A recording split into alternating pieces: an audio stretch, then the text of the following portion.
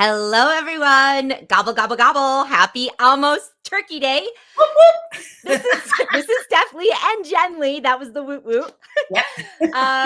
Thank you so much for joining us for the Friday 15, where every Friday, 12 p.m. Central Time, we answer the industry questions that you have submitted to us. And we have some really great ones this week because I have learned a lot, actually. Jen was telling me some resources ahead of time before we got on the call. And I was like, I've never heard of those. So we'll share those with you in just a minute. But if you have questions that you would like to submit, go ahead and go to hostagencyreviews.com/Friday15 and you can submit your questions there. You can also see all the videos and listen to all of the podcasts through the whole Friday 15s because I believe this is episode 133. So we are in deep here at the Friday 15. Well, let's see. Couple things to go over before. I've been pushing this every week and there's a reason for it. Host Week is coming up in January. We are so excited. We're nailing down, getting ready to get our schedule up on the site for everyone. The edge spots are amazing. The host interviews are going to be great. Jen, I know that you're doing one of the host interviews, so people interested in TPI can go ahead and check out your interview. It's the last week in January. It's free to attend. Super fun. And I'm going to tell you, I have some surprises up my sleeves that I've been working on and I'm very excited about. So you can go to hostagencyreviews.com/hostweek or click on the link that is in the show notes. Awesome. Let's see. Jen, this first one, very exciting. Wait, hold on. I got to give my disclaimer. I have a really wicked cough. So every time I get ready to cough, I'm going to mute like. Okay. But the people that are watching may see me do this. I was like, how does she have a disclaimer? We haven't even started talking It's yet. Jenn Lee, for heaven's sakes. Of course there's a disclaimer. Yeah, there's a disclaimer. We may be beeping out Jen when she starts coughing. Okay, here we go. We have got a question from Misty B. And Misty B says, I am in active duty Air Force and we just passed Veterans Day. So thank you so much, Misty. I'm looking to retire in 2 years and become a travel planner. So there is a program in the military called SkillBridge that allows military to intern with a company up to the last 180 days that they are on active duty. This gives military members time to learn a new skill as they transition back to civilian life. Any company can become a SkillBridge partner. They just have to apply. It's no cost to them. They get free labor for the duration of the military member's internship. They just have to populate a simple training plan that the active duty member will use to learn the new skill. So currently, there are no SkillBridge partners in the travel industry. So I'm on a mission to find an agency that would be interested. Do you have any recommendations on travel agencies I should reach out to that might be interested in hosting an intern? The goal is to learn the travel planning business and then be hired on after. And then she gives me a link to the program for reference, which I checked out, and I'm going to put in the show notes for everybody. Amazing program, Jen. Never heard of it. Tell us. But I have. That's amazing. So when I saw this, I was like, oh, holy guacamole. I just had somebody reach out to me, a military person. Now this Miss Misty put in a little more details.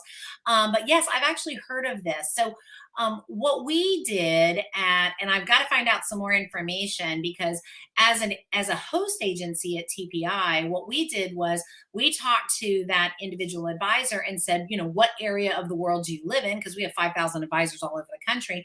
And she lived in the Jacksonville area. So I connected her with 3 or 4. So she had, a chance to interview folks, 3 or 4 different top advisors that I knew have that mentor mentality, right? That they actually love to teach, as well as would benefit from this particular veterans or soon to be veteran desire to learn the travel industry. Where it may be a little tricky, Misty, is if at the end it's designed for someone to be, quote unquote, hired. And the challenge with the hiring portion is that in most travel agencies, the majority of them, they don't actually hire travel advisors as actual employees. They partner with them in an IC or independent contractor model. And, so that would probably be the only thing, but I would have to dig a little further. But I would reach out to, I'm with Travel Planners International. I know we've already helped an advisor or a would-be advisor connect them with, another agency owner who had that mentor mentality. And if not, I'm going to like get TPI approved. I know you so we should. can go from there. I mean, anyone that's listening to this that Absolutely. is looking for some help within their agency, I think we should flood them with it, because this is 100%. a great opportunity. And there are so many veterans that are coming out, and this is a great way for them to transition. They have Mm-hmm. friends that travel all over the place. Mm-hmm. Perfect fit. So, Misty, a few things. One, when Jenn talked about kind of that employee independent contractor, so just a few stats on that. There's not only just the host at agency reviews, we do our annual reports, which find that I think it's for ours, it's a little bit higher since we do focus on host agencies, but the Mm-hmm. vast majority, I think ours is something like 85% or something of people that take our survey are hosted. But I know Ensemble just did a survey that they partnered with Focusrite on, and they found that 3/4 of advisors are independent contractors and not employees. I Mm-hmm. think Travel Weeklies found something very similar, the Travel Mm-hmm. Institute.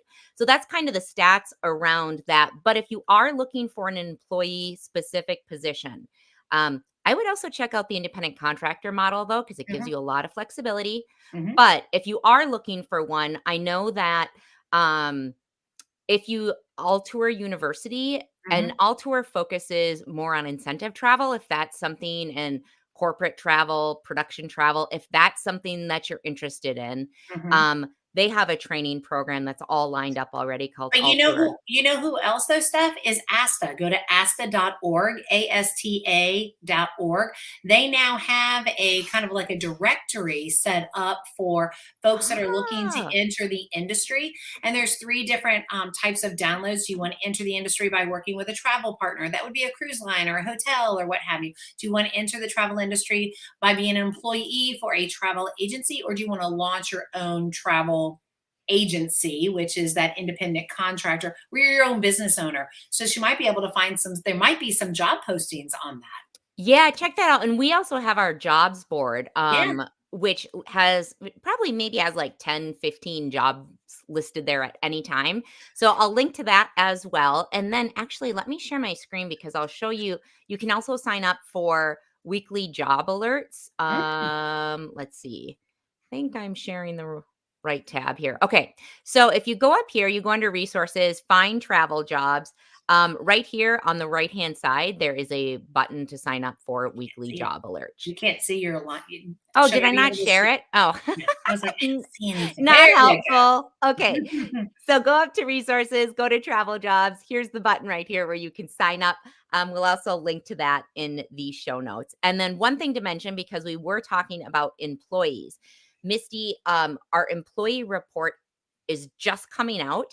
We will link to it in the show notes, and that can give you information on what type of salary that you can be expecting if you're working, what kind of benefits, all sorts of information on being a travel advisor employee versus our Mhm. hosted and independent reports that just came out. You got it. Good Whew, that was a stuff. lot of resources. I know, and there's more to come with the next set of questions. All right, next question comes in from Travis P. Travis says, I'm currently in the research stage of establishing my travel business, focusing on building my social media network and optimizing SEO. My wife Shasta and I have a strong passion for cruising and are contemplating specializing in this field. I am curious about the potential benefits of exclusively promoting and selling one cruise line like Royal Caribbean. While I understand it might limit our options, I believe becoming an expert in one brand could lead to increased sales. Thank you for your valuable insights. I've learned so much from your podcast and the website. So, Travis, I'm going to turn this over to Jenn because Jenn has a lot of passion about this, as I found out before we jumped on. I've got a lot of passion about a lot of things. So, Travis and Shasta, first off, you're on the right path when it comes to knowing what, what do you want to serve? So I always say, so write this down, anybody who's listening. There are 3 things that you need to know in the very beginning. Answer these 3 questions. Who do I want to serve? How do I want to serve them? And where do they hang out?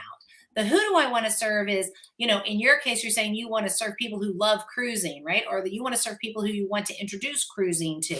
But is it families? Is it multi-gen? Is it people locally? Like, who do you want to serve?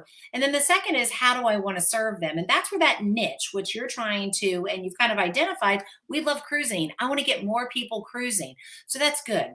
Where do they hang out is how is your marketing arm. How am I going to find these people? How am I going to get eyeballs on my business? Yada, yada, yada. It's going to be word of mouth, but you have to start somewhere. But that middle component, I would say being an expert on one particular brand is not going to increase your sales. Being a clearly defined expert in serving a particular demographic, family, so on and so forth, is going to help you with your messaging. Makes it easy for people to say, they get me, they understand me, I can trust myself with them. Or being an expert, I am your cruise guru. I know everything about cruises, and maybe it's only, big blue ocean cruising. But what's going to happen is you're going to develop a rapport with somebody, and yeah, they're going to book that cruise. And then they're going to want to do something else. Rarely does somebody say, I want to stay at the same place every single time. Yes, they may stay in a family like the Royal Caribbean family, as an example. Start out with the Royal Caribbean, the big ships. Then you go to Celebrity because they're upgrading to more premium, maybe different types of itineraries. And then they end up at Silver Sea, which is the higher end, the luxury. You don't want to tell your clients, you're only important to me if you want to cruise on Royal Caribbean. You don't want to do that because it's going to limit it. And in reality, it's actually not good for your business. So you can be an expert in cruising, which is super, super professional and something that I would encourage you to do, but it's not going to give you any more expertise in the mind of a consumer if you basically are saying, I'm only going to sell Royal Caribbean. Mm-hmm. It's not going to help you. In my opinion. Yeah. No, I'm on the same page. I think that when you're booking, like Jen said, you can book the family of Royal Caribbean. It's also going to help you to know the other brands, because then you can say, listen, this is the difference between the 2 brands. This is why I think this is going to be the best fit for you. You may end up booking Royal almost all the time because that's going to be the best fit for your clients. But it closes doors to your clients. And I think it's a very, very narrow niche. And you're going to find that you're going to be learning other ships and naturally be booking outside of just one Totally. brand. Believe me, Royal Caribbean only wants you to sell them. I can promise you, Vicky Freed, if she's listening, she's like, Jenn Lee, why are you saying that? But even Vicky Freed with Royal Caribbean knows there's a graduation that happens, and there's a different a ship, a cruise, an itinerary based on your client's needs. So your job is to advise your client in the long run, not to just book travel. So remember that. You're curating experiences, advising folks on how to travel right. You're not booking travel. Perfect. Well, our next question comes in from someone that is a repeat question asker. So Vera V is asking, thanks so much for answering my question about European host agencies and leads. It was very helpful. You are welcome. So here comes another one. Let's talk incentive travel and if a retainer would be a suitable charging model. If so, is there a formula for the pricing? So, Jen, do you have advisors at TPI that do incentive travel? Yes, but I would say they don't necessarily. I mean, I can think off the top of my head a handful that they focus on that, and you can certainly do that. I would say Vera, though, and I think Vera's question was when I was on your on this last time. Oh, really? Her previous question, I'm pretty sure. But Vera, I think there's a couple of things I'd want to say. Incentive travel, for those that don't understand it, the way I understand incentive travel is it's travel that is being paid for by another company to incentivize their salespeople or their managers or their executives. It's a bonus for them, right? It's their way of saying thank you for doing a great job. So your client is really that company, right? And so if you've got an organization that says, we put on or we send 100 people a year on a variety of different trips as thank yous or as incentivizations, right, hitting goals, then I would say a retainer for you to be their exclusive travel advisor to help them with that would make sense. But you're also making the commission as well. So whether you're doing incentive travel or not, we have lots of advisors that are like, I'm only going to have 50 clients. If you want to be one of my 50 clients, it's $5,000 a year to be one of my 50 clients, and I take care of all of your travel, and they still make the commission on the other side.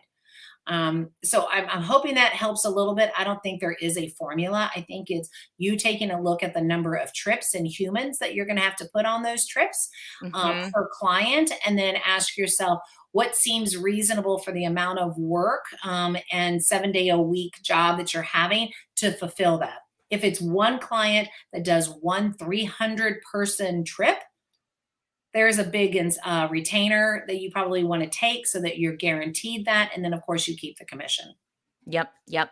And you can also, Vera, with that, have packages. Like I would, if you are doing your retainer, I would make sure to put parameters on what's included with that. If you're Okay. doing one flat rate for Mhm. everyone, Mhm. or make sure you put some boundaries in there so it's clear for you and your client. Yep, Uh, absolutely. um, But there's what a really cool resource. I think were we going to talk about that? Yeah, yeah. Well, Jen was telling me about these neat resources. So Yeah. for if someone is doing an incentive trip, there's some technology out there that can help advisors. Mhm.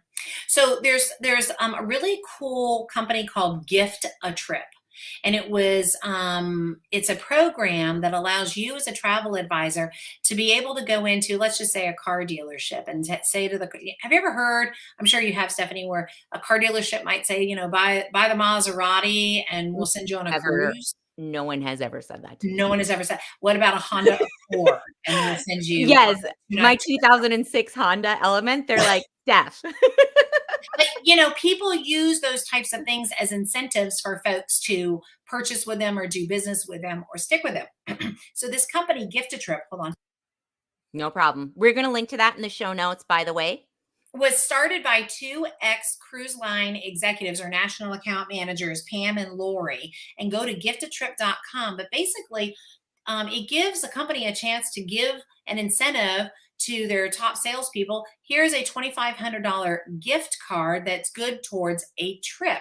And they've already negotiated with various cruise lines or resorts where that $2,500 can be used and it's locked in. So they could purchase it at the beginning of the year, and it doesn't matter if the cruise has gone up or any of that's gone up, they've already locked in the pricing. So there's a lot of details to it. But as an advisor, that's a great way for you to get yourself in the door. You can make commission on the add-ons, or you can make commission on selling that gifted trip gift certificate. So lots of details on that. I would check them out. So that's what I would do. But if you, Vera, if you really want to dive into incentive travel, it means you want to be able to proactively go out to organizations and say, do you reward your folks with trips? And do you currently have a travel advisor or agency owner that helps you plan those trips? Ask Mhm. those questions. If they say, yes, we do, and no, we don't, the secretary of the president has to do it, and she's tired of doing it, there's your opportunity. The other thing to mention with this is when they're doing incentives, whoever you're talking to, Vera, is make sure because they may be using an incentive company in general, Yes. which may have or may not have an in house travel expertise person. So if you can get them to clarify that, whether they actually have a travel expert booking it for them, that can be really helpful as a selling point. And I'm going to link to a great travel agent chatter episode or other podcast with Karen Devine, who does 3D Cruising Partners.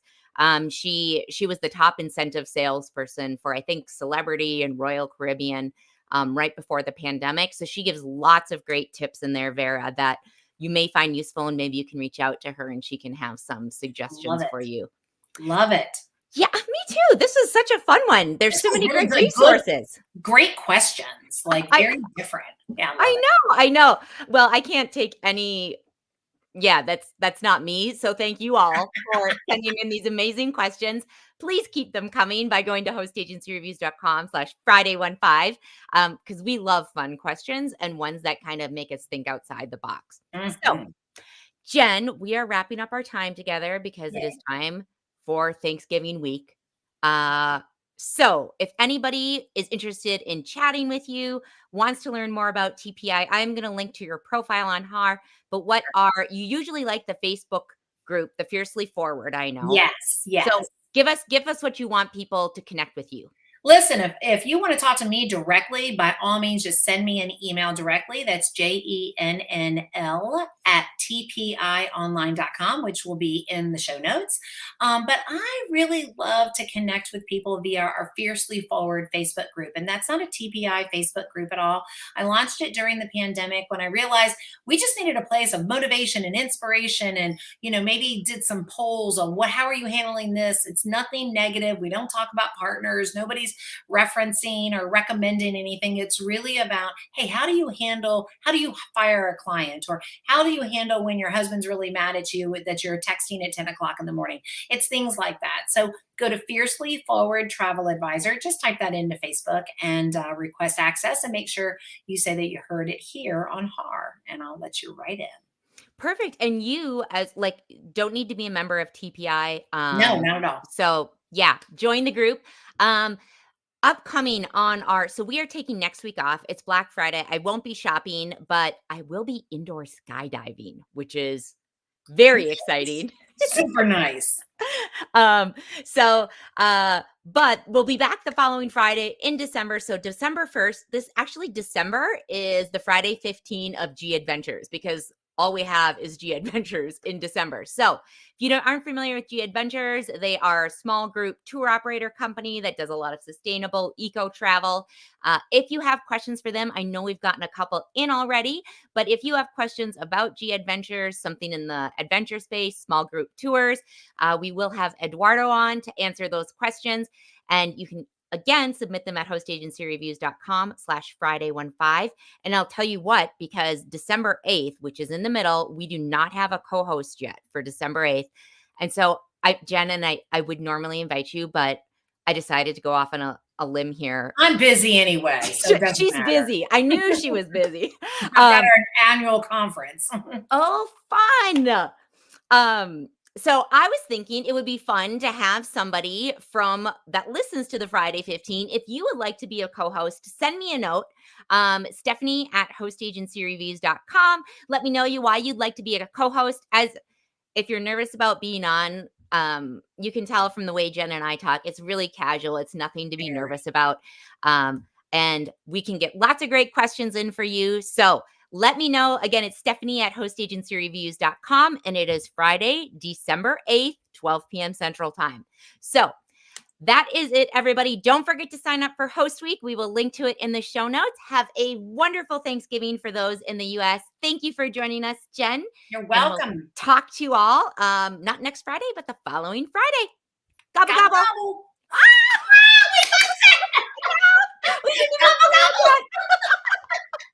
That's great. That's great. Okay, now we're really signing off.